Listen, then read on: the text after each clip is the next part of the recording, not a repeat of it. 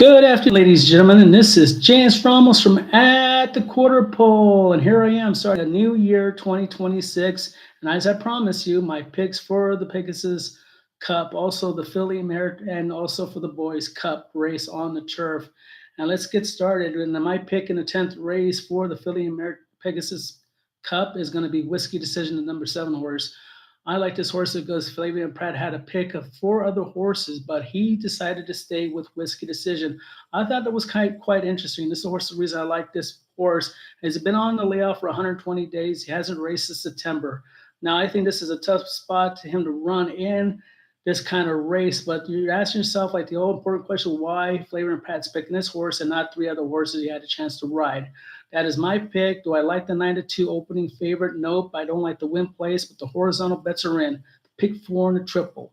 I like this horse because he could come off the pace and doesn't have to come too far off it. He's a mid-pack to semi-stalker, and I think you're going to need this kind of running style for this turf race because the fractional time I don't think is going to be that fast. I think it's going to be 24-4, back to a 49 for the half, and that's going to put a lot of horses that are really the real come from behinders at a tough situation. So my pick at 9-2, the number 7 horse, Whiskey Decision.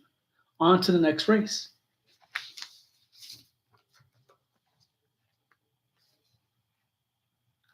The Pegasus Turf Cup for the boys, and this was a little bit more wide open for this race. I had to spread it out with 3 horses, and my number 1 pick would be Program Trading, and this is the horse I picked in the Breeders' Cup Mile to the exact notable speech. He wasn't tough. He wasn't good enough to be notable speech that day, but he did only finish 5.5 lengths in a G1 race at a mile, and that's important to me.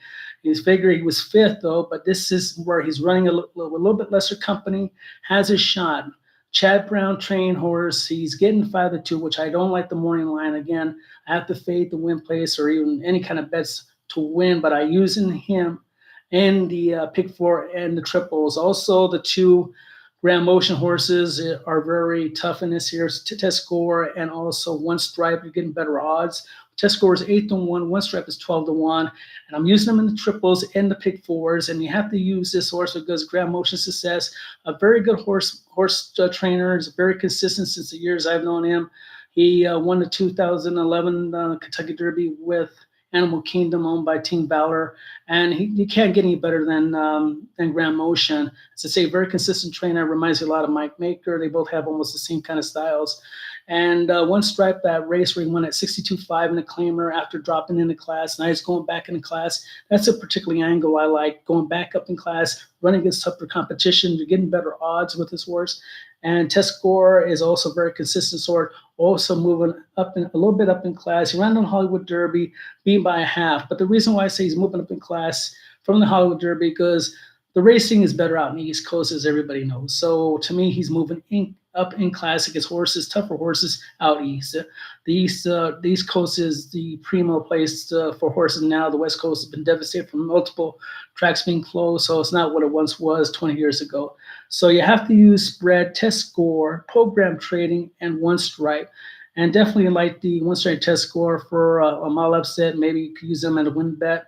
But in those 3, be using in the pick 4 and also the triples.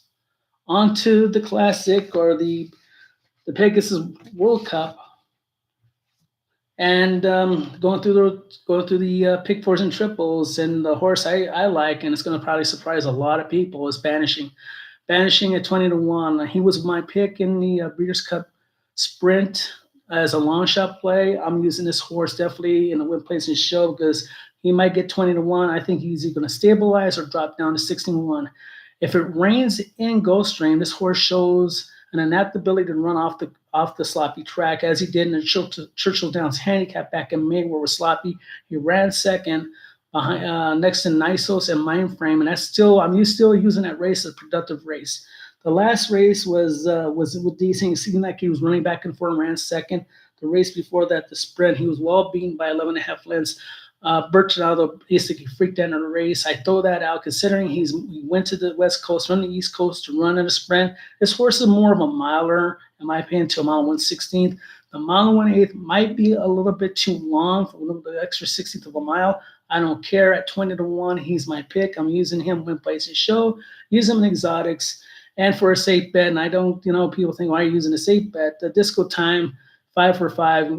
He's supposed to be the 8-5 favorite, but and here's always the funny buts. Disco time's coming out the inside and the one post. If he doesn't get out and try to be on the front, he gets shuffled hard. And with all the speed in this race, in between and outside, he's not going to hit the board. Also, the same thing for White and Barrio. If White and Barrio had a better post, then I would honestly would thought he would have been my first pick. He's on the 11th slot, and my history of handicapping the Pegasus Cup at Gulfstream Park, that's a detrimental post. A lot of horses did not do well just because they're hung out so wide. And the way they got speed in the inside, in between the numbers, between the 5 and 8 posts, there's going to be a lot more speed in this race. I look at about 6 horses contending the speed. 6 horses, Disco Town will show speed. Full Serrano is going to show speed. As I go on the list, Micah is going to show speed coming out of the last Cigar Mile race. White on Brow is going to has to be used hard to come from the outside, try to take down, come around from the clubhouse turn. So he's going to be used hard a lot. So there's at least about Skippy Lonsaki. I don't know if I got Skippy there. And he's normally up close in the front. I noticed when they try to race Skippy to come off my mid-pack, he doesn't do as well.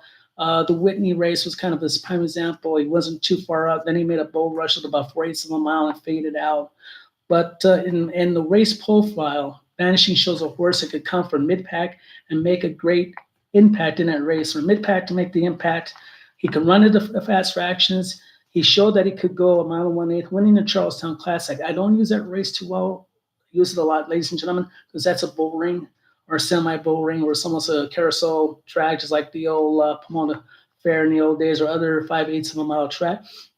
The race I do still like this horse is from the Churchtown race back in May where he ran 7/8 of a mile. He's stretching out. He's a better semi-rider to a longer sprint race from 7 to 1/16 to 1/8. But at 20-1 with Jose Ortiz, this is my pick. And that's what's going to start. That's everything I have for you for the Pegasus Cup for those 3 races. I'm ready to start a new year. Also getting ready to do my videos for maybe the Saudi Cup, the Biro Cup, and also the press for the Kentucky Derby. So I'm back on the beam, ladies and gentlemen, and hopefully you do well on Pegasus Cup. And those are my plays for that day, and I wish everybody luck. And this is James Ramos from At the Quarter Pole.